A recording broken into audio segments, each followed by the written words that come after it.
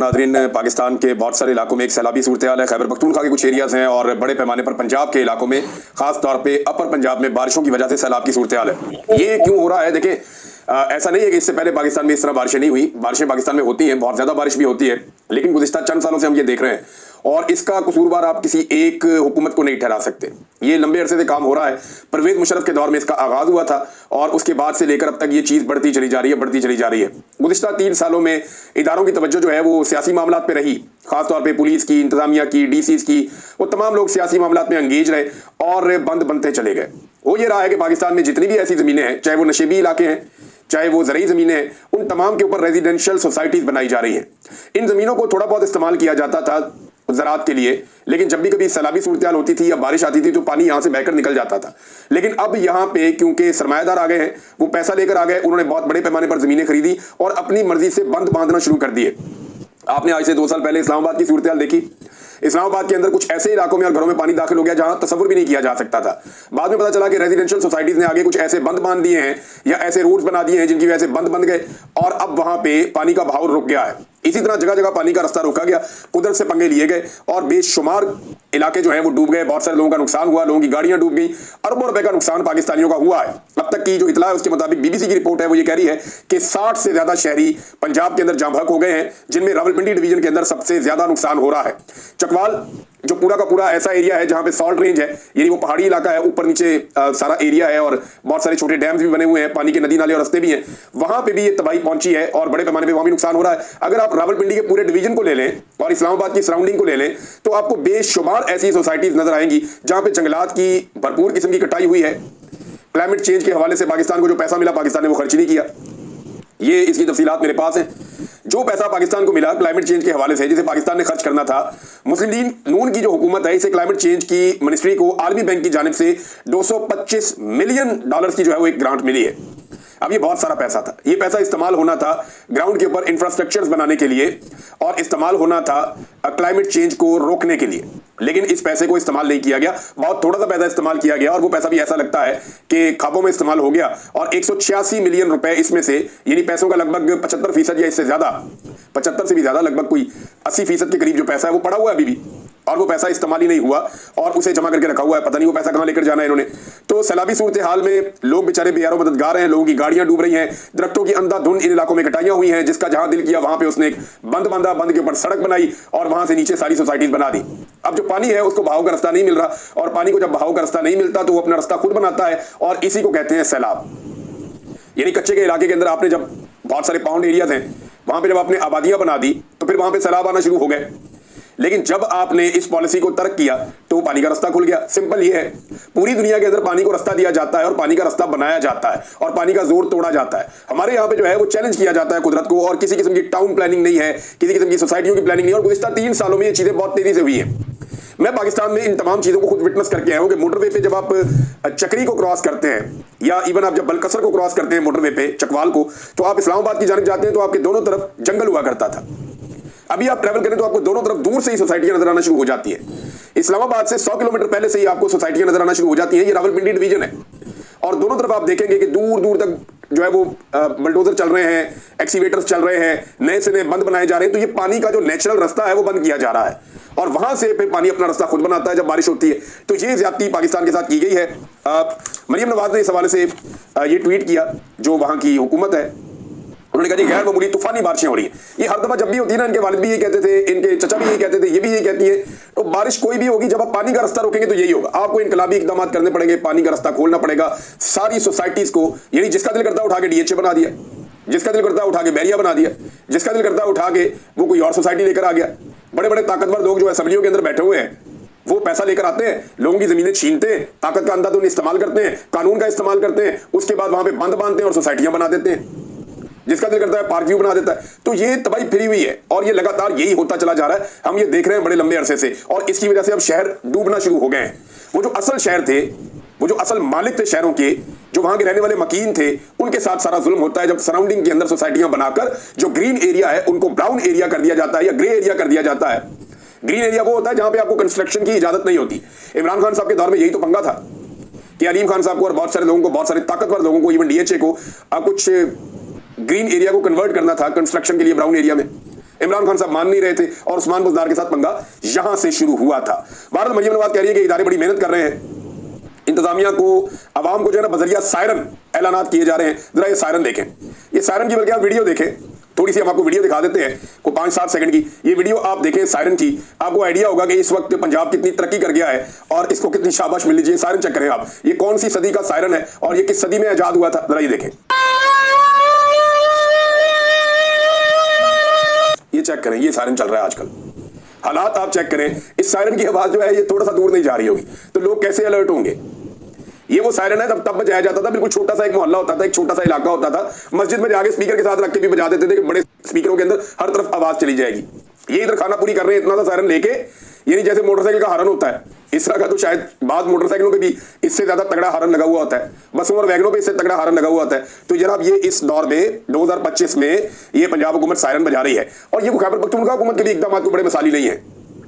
उन्होंने भी जो सवात में उनका पोल खुला है, जो बेड़ा गर्क उन्होंने वहां पे किया हुआ है, पिछले कई सालों के अंदर वहां पे जिस तरह से पानी का रास्ता रोका गया, तजावजात बनाई गई, चाहे वो फजल रहमान का दौर था, चाहे उसके बाद एएनपी का दौर था, उसके बाद पीटीआई का तीसरा दौर है और अभी तक दरिया के ऊपर तजावजात बनती चली जा रही है, बनती चली जा रही है, बनती चली जा रही है।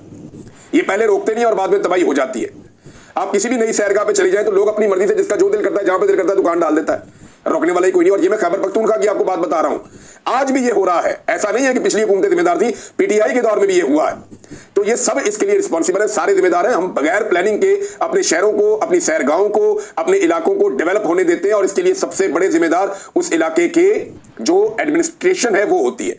डीसी रिस्पॉन्सिबल है, कमिश्नर रिस्पॉन्सिबल है, उनके नीचे जितना अमला है वो जिम्मेदार है। तो जब आप इन सारे लोगों को सियासत पे लगा देंगे, जब इन सारे लोगों को इस काम पे लगा देंगे कि एक पॉलिटिकल पार्टी को कुचलना है या इसको मारो, वो मेरा दुश्मन है, इसको ये करो, मेरे दुश्मनों को फंसाओ, जब आपको इनको इस काम में लगा देंगे, ये काम बड़ा आसान है, तो ये अपना असली काम करना छोड़ देते हैं। मोहसिन नकवी साहब के कारनामे चेक करें, उनका कोई तारुफ नहीं है सिवाय इसके कि वो आर्मी चीफ के अजीज हैं, कोई तारुफ नहीं है सिवाय इसके कि आर्मी चीफ के साथ उनका बहुत अच्छा ताल्लुक है और आर्मी चीफ से उनकी बड़ी कुर्बत है और इसी की वजह से उनको सारे अहम ओहदे मिल जाते हैं।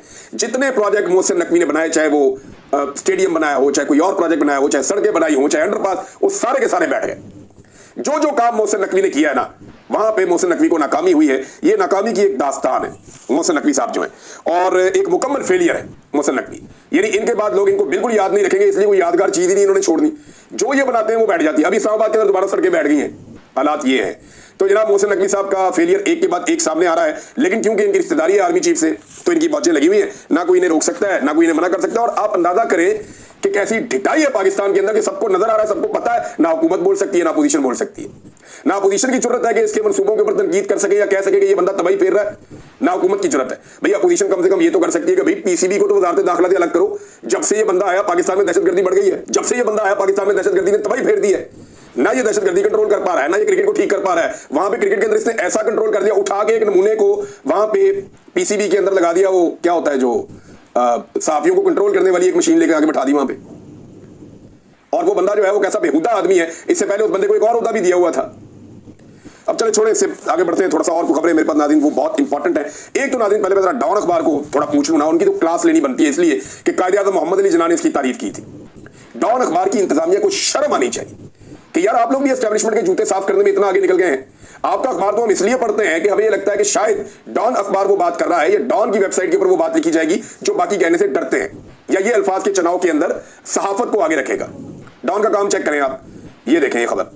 साबिक खातून अव्वल बुशरा बीबी के बेटे मूसा मानिका ने जल्दी काम ना करने पर अपने ही मुलाजिम को गोली मारकर शदीद जख्मी कर दिया और जदीद असलहे से लेस होकर जख्मी मुलाजिम अली बहादुर को उठाने से भी मना कर दिया था।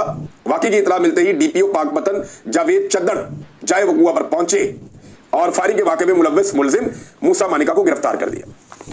अब मामला यह है नाजरीन कि क्या इस आदमी के शनाख्ती कार्ड के खाने में वल्दियत में बुशरा मानिका लिखा हुआ है?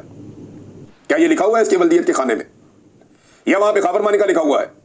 क्या जब एफआईआर दर्ज की जाएगी तो उसमें यह लिखा जाएगा कि मूसा मानिका वल्द बुशरा मानिका? वहां लिखा जाएगा मूसा मानिका वल्द खाबर मानिका, लेकिन लाकर यहां पे जोड़ना है। मां का नाम कभी ना स्कूल में दाखिले में लगता है, ना एफआईआर में लगता है, ना लाइसेंस में लगता है, ना आईडी कार्ड में लगता है, लेकिन डॉन की खबर में लगता है। वो इसलिए कि आज उसकी मां जो है वो रियासत उसके खिलाफ हुई है। मैं वजह में नहीं जाता। इमरान खान साहब ये कहते हैं कि ये आर्मी चीफ और मेरी वाइफ के बीच में लड़ाई ये है, और उसको गुस्सा मेरी वाइफ के ऊपर आर्मी चीफ को यह है कि मेरी वाइफ ने आर्मी चीफ का ओहदा नहीं बचाया और उससे मुलाकात से इनकार कर दिया था। वो तो ये कहते हैं, लेकिन क्योंकि आज निजाम जो है या एस्टेब्लिशमेंट जो है उसने फैसला किया हुआ कि इस औरत को हमने दीवार के साथ लगाना है, तो इस औरत का नाम लेंगे, जिस आदमी ने गोली चलाई उसके बाप का नाम साथ नहीं लगाएंगे। हालांकि वो भी काफी मकबूल आदमी है, इद्दत के केस में उसने बड़ी शोहरत हासिल की, पाकिस्तान के सारे टीवी चैनल्स पे बराह रास्त वो चलता था, रोजाना टॉक शो में उसको बिठाया जाता था इद्दत वाला केस उछालने के लिए। तो डॉन अखबार को शर्म आनी चाहिए। और मैं आपको एक चीज और बताऊं, ये बंदा गिरफ्तार पता कब होना चाहिए था खबर मानिका को और इनको? मैंने बड़ा रोला डाला था उस दौर में भी, जब इमरान खान साहब वजीर आजम थे और ये खबर मानिका अन्य फायरिंग कर रहा था वहां पे अपने बेटे की शादी पे, इंजॉय कर रहा था। उस वक्त इसको नकेल डालनी चाहिए थी। उस वक्त पुलिस इनकी गुलाम बनी हुई थी। उस्मान मुख्तार साहब को मैंने कहा तो उन्होंने जनाब जवाब देने से इनकार कर दिया। डीपीओ को फोन किया, उन्होंने कहा जी हमारे तो भाई हाथ से बाहर, हम नहीं कुछ कर सकते। उस वक्त इनको जूते मार के गिरफ्तार करके लेकर जाना चाहिए था जब उस्मान मुख्तार की पंजाब में और इमरान खान की वफाक में हुकूमत थी, तो आज ये गोली ना चला रहा होता। ये भी एक सच हकीकत है, ये भी तस्लीम करनी पड़ेगी। लेकिन आज जो डॉन ने दो नंबरी की है, इसीलिए पाकिस्तान का जो रवायती मीडिया है वो अपनी साख खोता जा रहा है। सियासत.pk ने भी ये खबर दी है, देखें कैसे दी है, ये मैं आपको भी पढ़ के सुना देता हूं। जिस तरह सियासत.pk ने दी है तो ये इन लोगों की हैसियत भी बढ़ेगी, इन लोगों की क्रेडिबिलिटी भी बढ़ेगी और लोग इन चैनल्स को फिर ज्यादा पसंद भी करेंगे और ज्यादा देखेंगे भी, क्योंकि लोगों को ये नजर आता है कि ये वो दो नंबरी नहीं कर रहे जो आप लोग कर रहे हैं। स्पेशली डॉन को मैं ये कहूंगा। अब सियासत.pk ने खबर दी कि पाकपतन खबर मानिका के बेटे मूसा मानिका की फायरिंग से मुलाजिम जख्मी, पुलिस ने खबर मानिका के बेटे को गिरफ्तार कर लिया, वाकया खबर मानिका के डेरे पर पेश आया। यह है नाज़रीन खबर देने का तरीका। भाई वालिद का नाम आएगा ना, मां का नाम थोड़ी आएगा। जब खबर चलानी थी तब तुम लोगों ने चलाई नहीं, जब ये फायरिंग कर रहा था तब तो आप लोग सब भाग गए थे। जब इन लोगों की शादियों के ऊपर फायरिंग हो रही थी, इंजॉयमेंट हो रही थी और ये पकड़े नहीं जा रहे थे, मैं खबर दे रहा था और कोई खबर नहीं दे रहा था, कोई बात करने के लिए उस वक्त तैयार नहीं था। तो ये ज्यादती ना करें, इससे मीडिया की क्रेडिबिलिटी जो है वो खत्म हो जाती है। मरियम नवाज ने एक स्टेटमेंट दिया नाज़रीन, ये जरा स्टेटमेंट आप चेक करें, और ये स्टेटमेंट उन्होंने दिया इंसाफ के आलमी दिन के हवाले से। जहां इंसाफ का चिराग बुझ जाए वहां जुल्म की तारीकी पूरे मुआशरे को निगल लेती है। इंसाफ के बगैर किसी कौम की तकदीर रोशन नहीं होती। ये मरियम नवाज ने यौम इंसाफ पे प्रोग्राम दिया, ये पैगाम दिया आलमी यौम इंसाफ पे। इनका है इंसाफ के साथ कोई ताल्लुक? मरियम नवाज का इस वक्त का पूरा वजूद ना इंसाफी पर मबनी है, इनके पूरे खानदान का वजूद ना इंसाफी पर मबनी है। जाली हुकूमत के अंदर आके ये बैठे हैं ना इंसाफी करने के बाद, इनका मैंडेट ही जाली है, मैंडेट में इन्होंने ना इंसाफी की है। नवाज शरीफ को मिले एयरपोर्ट में तो वो इंसाफ है, आम आदमी को कोई इंसाफ नहीं। 200 से ज्यादा मुकदमा साबिक वज़ीर आज़म पे हो गया, उसको जेल में डाला हुआ है। इनके सारे केसेस माफ हो गए, इनको इंसाफ मिल गया। हालांकि आज तक इन्होंने अपनी मनी ट्रेल नहीं दी। 20,000 से ज्यादा बंदा इन्होंने जेलों में डाल दिया, इससे बड़ा कोई इंसाफ होगा? फार्म 47 के ऊपर जाली हुकूमत। अभी जो 20 बच्चे फौत हो गए पाकपतन में अस्पताल में, वो इंतजामिया ने पता नहीं कैसे दबाव डाला, क्या किया, वो अभी उन्होंने पेश कर दिया। ये डॉक्यूमेंट है मेरे पास, ये देखिए आप, ये आपको नजर आ जाएगा। ये पाकपतन में 20 बच्चों की हलाकत का वाकया, मुल्जिमान और मुकदमा मुद्दई में सुलह हो गई, फरीकैन के दरमियान सुलहनामा की तहरीर भी मंजूर पर आ गई और सुलह के बाद एडिशनल सेशन जज ने मुल्जिमान की जमानतें मंजूर कर ली। ये हो रहा है जी इंसाफ। और एक इन्होंने रखी हुई है अपने साथ खातून, वो हिना परवेज भट्ट साहबा। खुदा का वास्ता उन्हें मना करे, कोई उन्हें रोको, कोई तो उन्हें रोक ले, जो उनके करीब कोई है वो उन्हें समझा दे कि हमने जाके अल्लाह को भी जवाब देना है। वो जिस खातून के साथ ज्यादती होती है वो कैमरा लेके उसके घर पहुंच जाती है।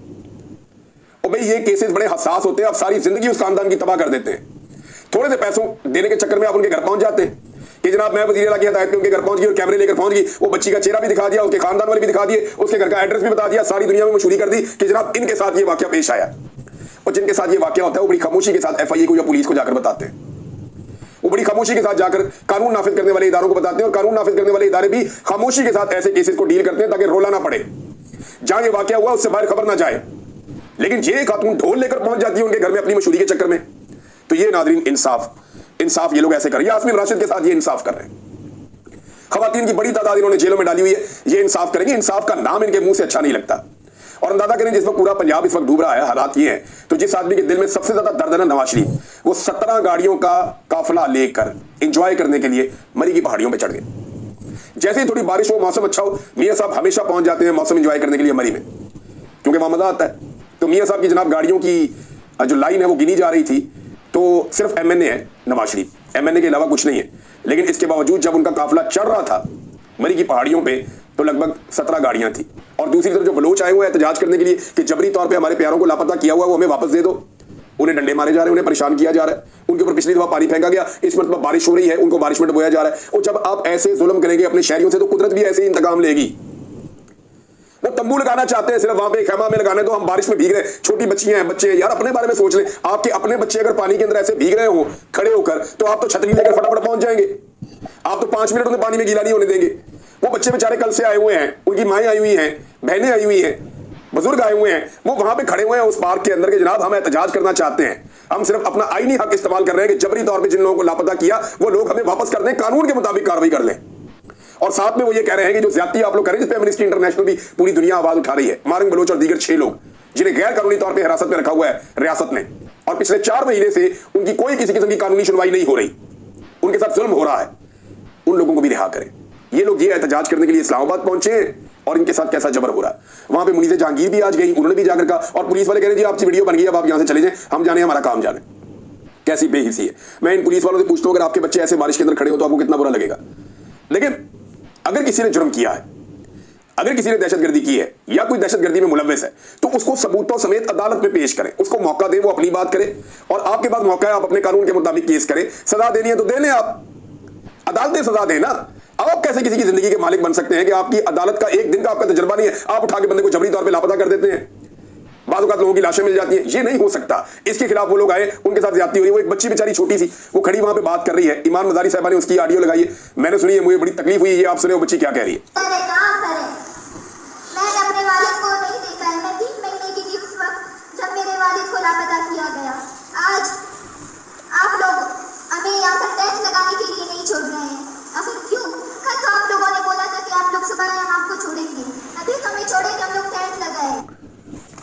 वो कह रही है जी टेंट तो लगाने थे।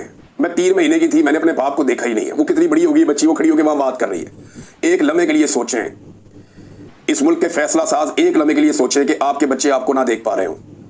यार कोई शहीद हो जाता है ना, या कोई मर जाता है, तो उसके घर वालों को सुकून आ जाता है। मैं इस तकलीफ से गुजरा हूं। मैं ये कहता था ये सही को मुझे मार के मेरी लाश मेरे घर वालों को दे दें आप, उन्हें सुकून तो आ जाएगा कम से कम। मैं उन्हें ये कहता था। ये इन्होंने देखा ही नहीं अपने प्यारों को। इनको एक उम्मीद है कि आज वो आ जाएगा, सारी जिंदगी इनकी नजरें दरवाजे के ऊपर लग गई है। कोई मर जाए, शहीद हो जाए, कुछ हो जाए, जाबाक हो जाए, वो जब लाश मिल जाती है तो एक दिन आता है घर वालों को सब्र आ जाता है। ये एक लगातार अजियत है जो आप दे रहे हैं लोगों को। आपको अंदाजा ही नहीं है कि आपकी कैसी पकड़ होगी क़यामत वाले दिन, आप सोच नहीं सकते। नाज़रीन, एक और खबर भी पाकिस्तान की मीडिया में चली कि डोनाल्ड ट्रंप शायद पाकिस्तान आ रहा है, और ये 18 तारीख भी दी गई। तो डोनाल्ड ट्रंप पाकिस्तान आ सकता है, कोई बड़ी बात नहीं है। लेकिन अभी जो खबर की तरदीद आई वो ये है कि बरतानिया आ रहा है, वो 17 से 19 तारीख तक वो यहाँ पे रहेगा बरतानिया में। पाकिस्तान वो नहीं आ रहा, और 18 तारीख को तो बिल्कुल नहीं आ रहा। लेकिन ये पता चला है कि ट्रंप ने एक इंडिया का कोई दौरा करना है, और जब वो इंडिया का दौरा करेगा तो लाजमी बात है चंद घंटे पाकिस्तान में भी आएगा, क्योंकि वो बैलेंस करना चाहेगा। पाकिस्तान भी इस रीजन का एक अहम मुल्क है, और पाकिस्तान की अहमियत से इनकार नहीं किया जा सकता। माजी में भी ऐसा हुआ है, जब भी कभी अमेरिकन प्रेसिडेंट आते हैं इंडिया में, तो वो अक्सर कभी पाकिस्तान का दौरा भी छोटा सा कर लेते हैं, कभी नहीं भी करते। तो अभी अगर ट्रंप आता है इंडिया के दौरे पर, तो वो पाकिस्तान का दौरा भी चंद घंटों के लिए कर सकता है, या हो सकता है कि वो दौरा थोड़ा लंबा भी हो जाए।